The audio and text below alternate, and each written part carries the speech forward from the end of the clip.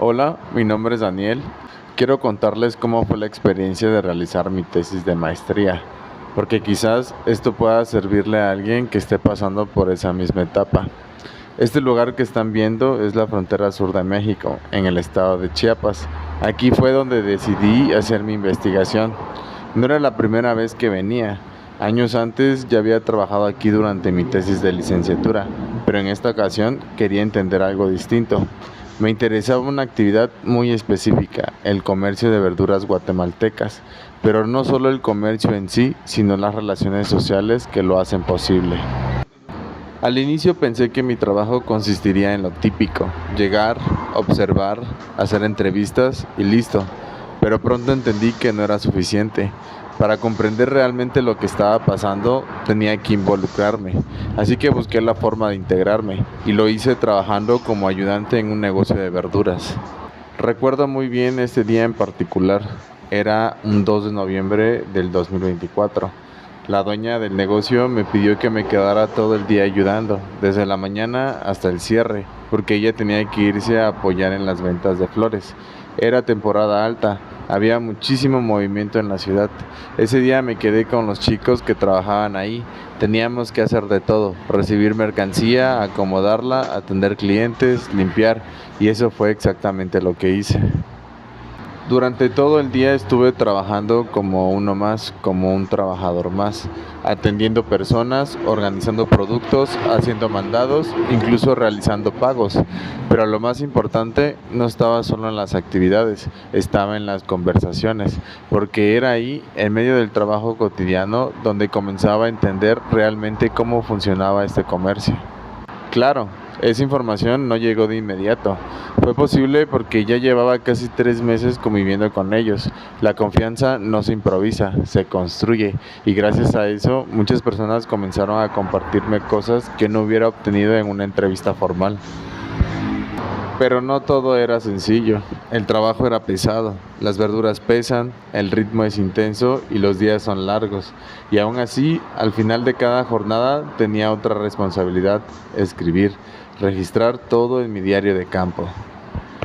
Había días en los que terminaba completamente agotado. Llegaba a casa, comía, me bañaba y lo único que quería era descansar.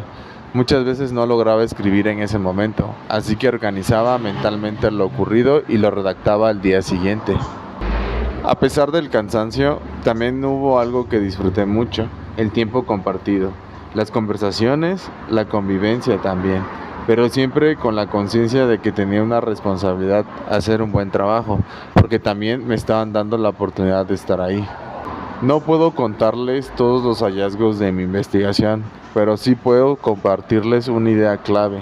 Este comercio funciona a partir de verduras que provienen de Guatemala, de lugares como Almolonga. Desde ahí se producen y luego llegan a ciudades como Ciudad Hidalgo en México.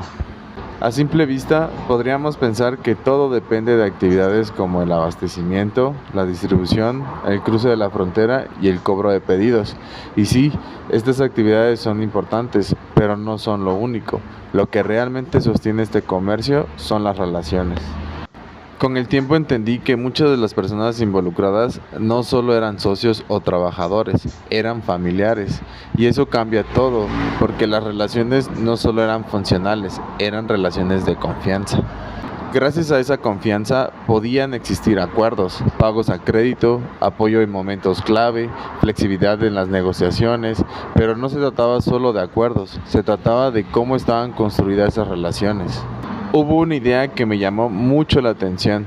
Ellas lo explicaban de una forma muy clara: sembrar para cosechar. Lo que hacían era invertir en las relaciones, un favor, un apoyo, un gesto, como una semilla, con la expectativa de que en algún momento eso regresaría, y no como una transacción inmediata, sino como parte de una lógica más amplia, una lógica relacional. Con el tiempo entendí que esta forma de pensar era fundamental para que el comercio funcionara, porque no solo se trataba de vender verduras, sino de sostener una red de relaciones. Esto me llevó a cuestionar algo más grande. Hoy en día muchas veces se piensa que las relaciones son recursos, algo que se usa para obtener beneficios, como una especie de capital. Pero lo que encontré aquí es que las relaciones son mucho más complejas que eso. No solo son instrumentos, son procesos, son historias, son vínculos que se construyen con el tiempo. Y entender eso permite explicar de otra manera cómo funciona esta actividad.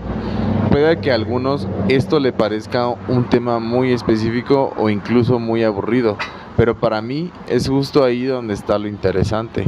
Este tipo de preguntas son las que me interesan profesional y académicamente, y por eso actualmente estoy esperando los resultados de mi postulación a un doctorado, donde quiero seguir profundizando en este tema. Ahora enfocado en otro contexto, las relaciones sociales en situaciones de inmovilidad en la ciudad de Tapachula, Chiapas. Este fue mi primer video y aunque no es perfecto, es un primer intento de compartir lo que hago y lo que me interesa entender. Si llegaste hasta aquí, gracias por escuchar, y si algo de esto te hizo sentido, espero que lo compartas, porque al final entender las relaciones también es una forma de entender el mundo en el que vivimos.